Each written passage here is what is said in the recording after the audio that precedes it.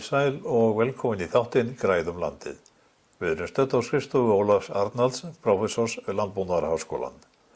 Að þessu sinni verið fjallað bókina Að lesa og lækna landið sem Ólafur samdi ásamt konu sinni Ásu Aradóttur sem einnig er prófessor við þennan sama skóla. Bókin lætur ekki mikið yfir sér en á síðum hennar er fjallað landlestur, landnýtingu og vistheimt á breiðum grunni. Hún er meðal annars hugsað til kennslu í framhaldsskólum og til notkunar á námskeiðum fyrir kennara.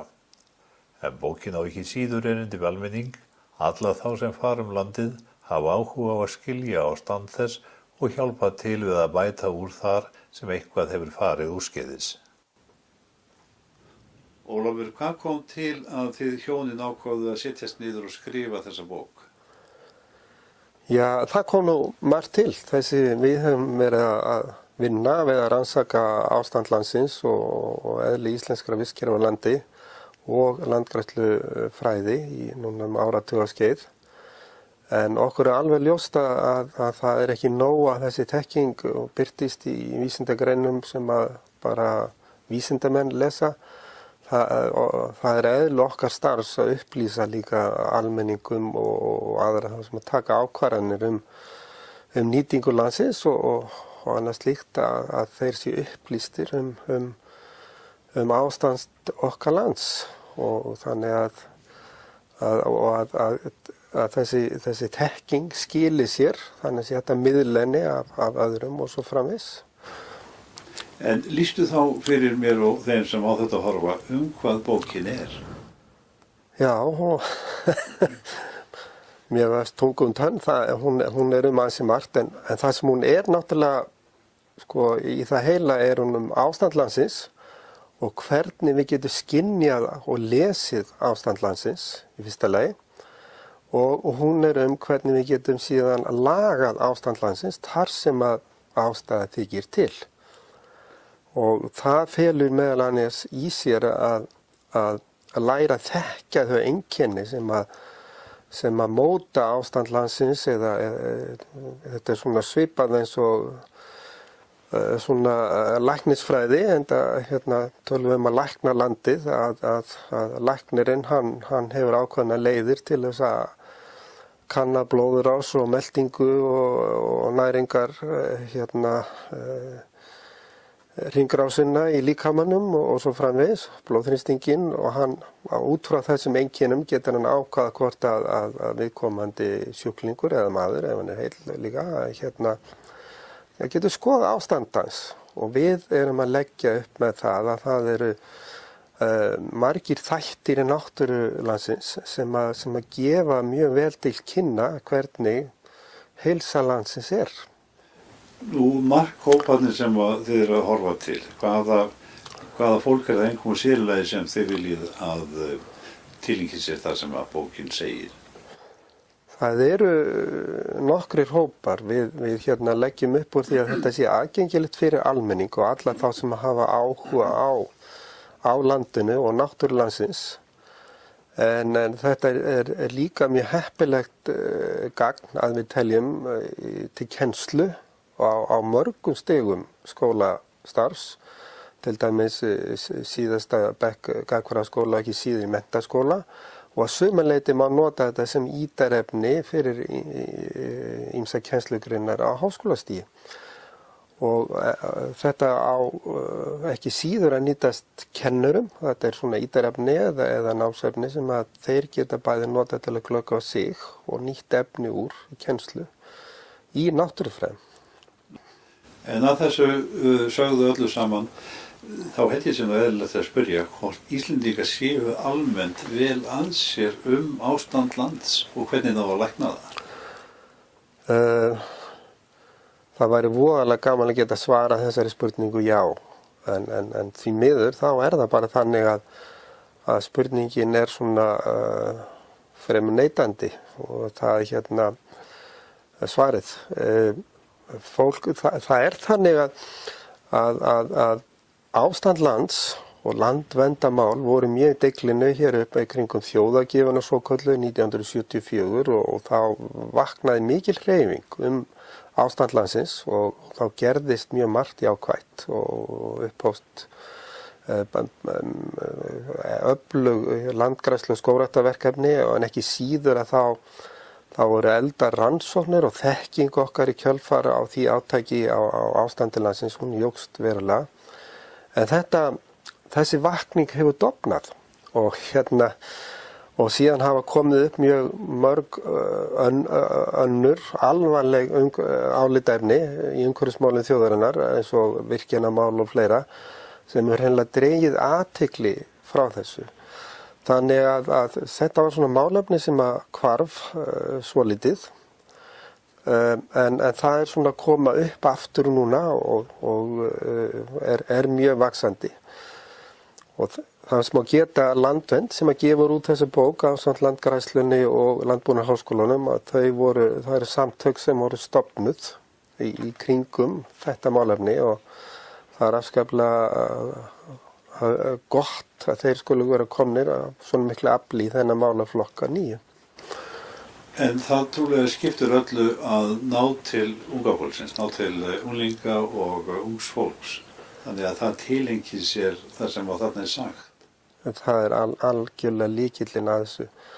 Það þýðir voða lítið fyrir svona einhverja hrópanda í eyðimörkum, vísindamenn sem að sjá að það er ekki allt í lagi með landið.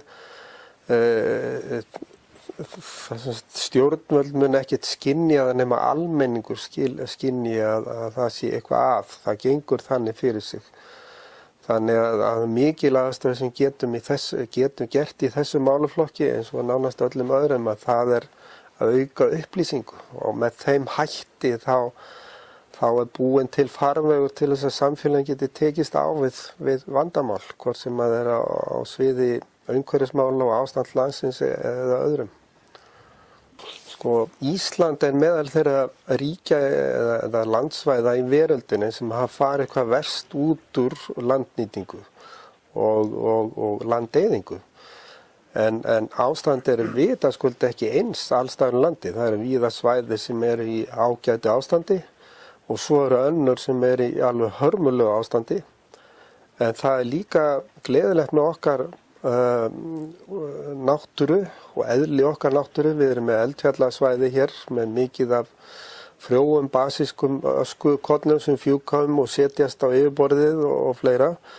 Og þetta gerir það verkum að jafnvel þó að eyðingin hafi verið nánast algjör, að þá er það oft þannig að náttúran getur jafnað sig, fá hún frið til þess, sumstar þarf hins vegar að hjálpa. Og við reynum að skýra þetta út í bókinni eins vel og við getum. Kannski áður en við förum inn í ákveðna kaflabókarinnar, þá er kannski rétt aðeins að hugleiða þá staðreynd að fólk á oft erfitt með að skilja þann tíma sem að fer í að lækna og græða landið.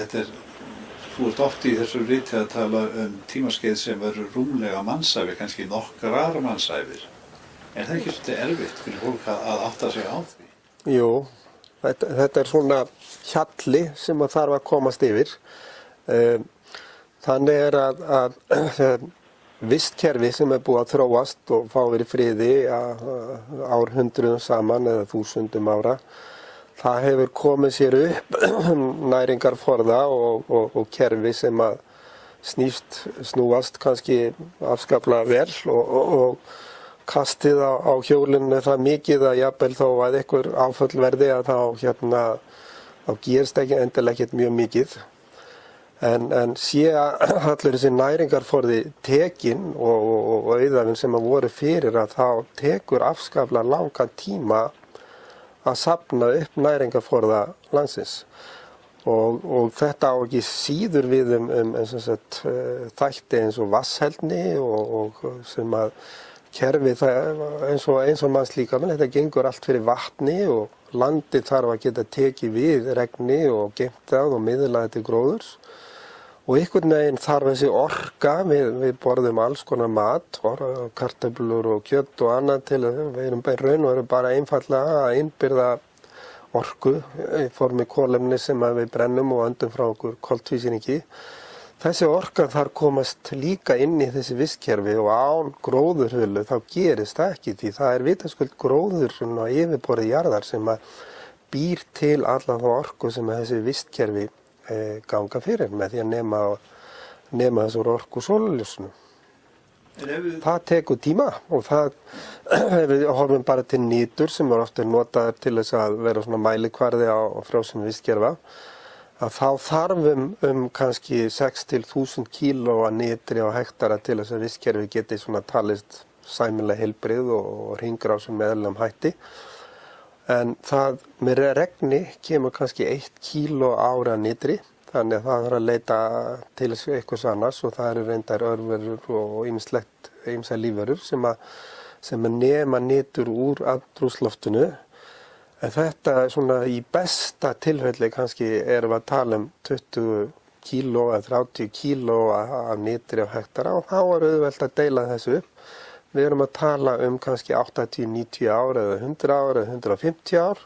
Það er að vísu bara háð aðstæðum hverju sinni en kannski 50, 60, 70 ár á láglendi þar sem aðstæður eru hvað allra bestar. En áður við gröfum okkur niður í einstaka kafla þá held ég fróðlegt fyrir þann sem horfir á að fá svari við þessu. Hvað get ég gert núna til þess að uppfylla það sem þið eru að boða þessari bók? Hvað getur almenningur gert sem að bætir þá ástand jarðar? Það er nú náttúrulega ansi margt. Það er ferðamaðurinn, almenningur á Íslandi, það er mikilvægasta er að hann fari að skynja þennan þátt náttúrunnar. Við getum ferðast hálendi landsins, Torfajökulssvæðið, einhver annar þessum gullfallegu svæðum landsins og þau eru sannarlega mjög falleg.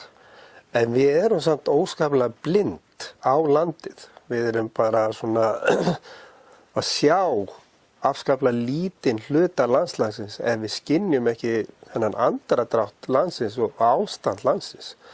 Þannig að það sem að mikilvægast er kannski að almenningur gerir sig grein fyrir því hvert ástand landsins er og við erum að reyna að hjálpa til með það með því að gefa út þessa bók. En þegar það er komið, þegar skynjun og skilningur á ástandi landsins liggur fyrir, þá opnast alveg endalaust margar leiðir til þess að eiga við vandamálið. Ólafur, þið eru að tala hérna votlendi. Það hefur verið talsvert mikil umræða votlendismál á Íslandi undanförnum árum og við höfum heyrt talað skurði í því sambandi svo framvegis. En ég ætla sér rétt að spyrja, hvað er votlendi? Já,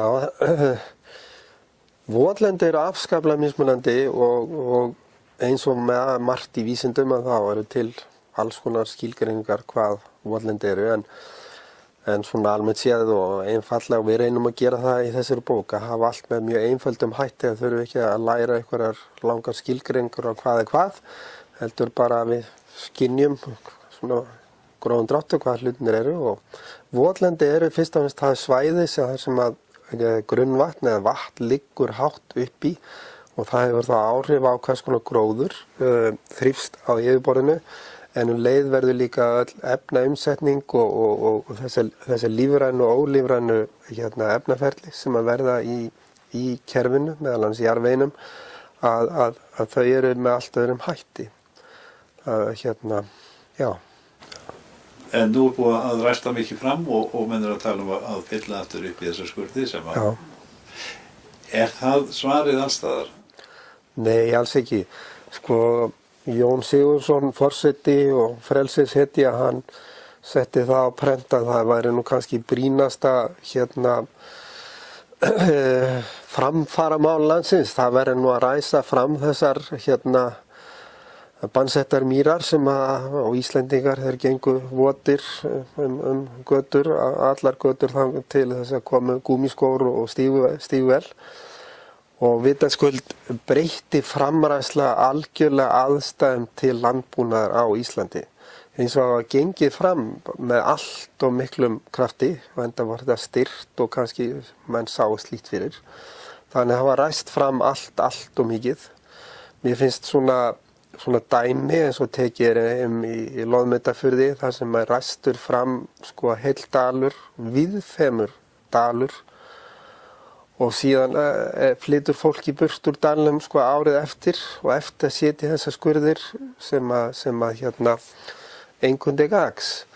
En það verður að hafa það í huga að sko votlendi eru meðal mikilvægustu vistkerfa jarðar. Þetta eru frjósömustu vistkerfin, þetta eru þau vistkerfi sem miðla vatni og þau hafa áhrif svo langt út fyrir sjálft svæði sem við tölum sem votlendi.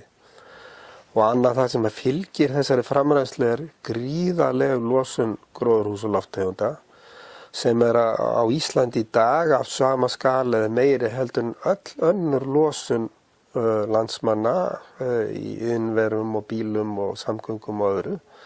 Þannig þetta er óskaplega stórt umhverfismál. Þetta sem sagt bæði náttúran sem að þarna og svo þessi losun gróðurhúsalofttegunda. Svo vitaskuld er komið að því að við fyllum upp í þá skurði og endurheimtum þeim votlendi sem við erum ekki að nýta í landbúnaði í dag. En það er hins vegar held ég enginn að tala það að stöðva landbúnaði framleiðslu í landinu af þessum sökum. Nú, til þess að fara svona hratt yfir sögu núna í upphafi, þá held ég sér eitt að fjalla aðeins skóglendi sem að skiptir verulegu máli í þessu sambandi öllu saman. Skógar landsins eyddust svo sannarlega. Já. Og hvað hefur við landnáð, það talið eitthvað 25% landsins hefur verið þakið birkiskógi, ekki satt? Eitthvað svo lausað, það náttúrulega sjálfsög ekki vita nema það bara mjög stór hluti landsins. Við getum allavega sagt það. En mikilvægi skóga þá fyrir íslenska náttúru og bara fyrir kolefnisbúskap og svo framvegis? Sko, birkiskógar eru þetta náttúrulega gróðurlendi á Íslandi og framleiðni í birkiskógum er hreint og klárt ævintýraleg og það er vitaskuld að nýta birkiskóga með margvíslegum hætti. Þetta er bara nú í dag, bara lítinn til þess meðan verðmætustu gróðurlenda landsins, það er það fólk sækist eftir birkiskógum, það er það land sem hvað verðmætast. En það er líka þannig að við búum á landi sem hefur mjög norðlæga hnattstöðu, er viðkvæmt og við erum á Eldfjallaeyju þar sem verða mjög tíð eldgos, það er að meðaltali eldgos á Íslandi svona annað árið eitthvað svoleiðis. Þannig að þessi vistkerfi verða fyrir miklum áföllum, reglulega og flóðum og öðru og jóvanalag og þau vistkerfi landsins sem þola virkilega þessi áföll eru birkiskógarnir. Þannig að sérstaklega það á þeim svæðum sem verða reglulega fyrir áföllum að velta eldgosa, til dæmis í nágrenni Kötlu og Heklu og svo framvegis, þá er það í raun og veru skylda okkar að koma því landi aftur, tilbaka, þannig þar í birkiskóg. Og við erum kannski fyrsta kynslóðin í nálægt 1200 ár sem að þurfum ekki á þessu viðkvæma landi í kringum eldfjöllin að halda til að framfleyta okkur. Þannig okkur ber hrein og klár siðferðileg skylda að snúa við blaðinu og klæða allt það land með skógi. Varðandi þá kolefnisbúskapinn líka, aðeins að koma örlítið inn á hann aftur varðandi kolefnisbúskap annars vegar og birkiskóga hins vegar. Já. Útskýrðu það aðeins betur fyrir mér? Það er þannig að íslensku jarðvegur, þessi eldfjallajarðvegur sem okkur verið tíðrætt hann er svo jarðvegsgerð sem að bindur hvað mest kolefni á jörðinni og ásamt síðan votlendi sem við höfum líka mikið af á Íslandi og mjög stór hluti gróðurhús og lofttegunda í andrúmslofti jarðar er komið úr vistkerfum jarðar og einkum jarðveginum. Það er meira kolefni bundið í efsta metra jarðvegs á jörðinni heldur en í gróðri og andrúmslofti samtals. Og eins og ég sagði, stór hluti af þessum gróðurhúsalofttegundum sem í andrúmsloftinu koma vegna hnignunar vistkerfa. Og Ísland hefur ekki farið varhluta af þessu, bæði með framræðslu votlendana sem að skila óbóðslegu magni af gróðurhúsalofttegunda upp í andrúmsloftið, en líka þessi hnignun. Og þau kerfi á þurrlendi, sem binda mest og örast koltvísýring úr andrúmsloftinu, það eru birkiskógarnir. Já. Það er náttúrulegu kerfi. En frá birkiskógum yfir í aðra tegund sem mólendi. Við tölum almennt ekki mikið mólendi hérna á Íslandi, allavega ekki í fjölmiðlum og svo víðar. En mólendi einhvað síður gríðarlega mikilvægt í íslenskri náttúru. Já, svo eru lönd umhverfis okkur eins og Skotland og Noregur og víðar sem eyða milljörðum ofan á ári hverju til þess að viðhalda mólendi. En þetta er náttúrulega mólendi á Íslandi að hluta til, sérstaklega láglendi, er þetta dæmigerða búsetulandslag sem er komið til vegna langvarandi beitar. Mólendi hins vegar er mjög margvíslegt. Þetta eru auðvitað gullfalleg gróðurlendi og þau eru mjög mikilvæg fyrir fuglalíf og ýmsa stofna sem er meðal annars fuglastofna sem Ísland ber ábyrgð á, mófugla. En þetta er beitarlandslag og víða á landinu erum við með rýrmólendi og það er reyndar algengast á gróðurlendi landsins og tekur að með minnum 23% landsins eru rýrmólendi og þau eru svona rýr vegna þess að það er búið að vera nýtað árhundruð til beitar og þau breytast smá saman við beitina þannig að úr fara tegundir, sérstaklega gras og blómtegundir. Þau svona sauðfé sækist auðvitað eftir að býta það sem gefur þeim mesta næringu og sé það síðan gert árhundruð að þá smá saman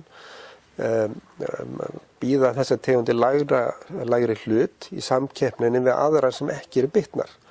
Og það er kannski ástæðan fyrir öllum þessum óskaplega rýru mólendum sem er í landinu af því að þau bara einkennast að tegundum sem að sauðfé sækist ekki eftir til beitar.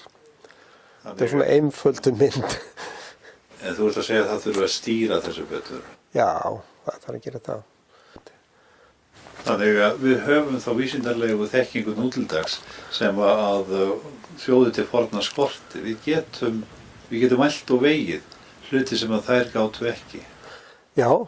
En þó voru til dæmis Rómverjar komnir á þetta stig. Þeir voru farnir að meta gæði landsins, þeir voru kannski ekki mæla kolefni, en þeir höfðu aðra leiðir til að koma býsna nærri.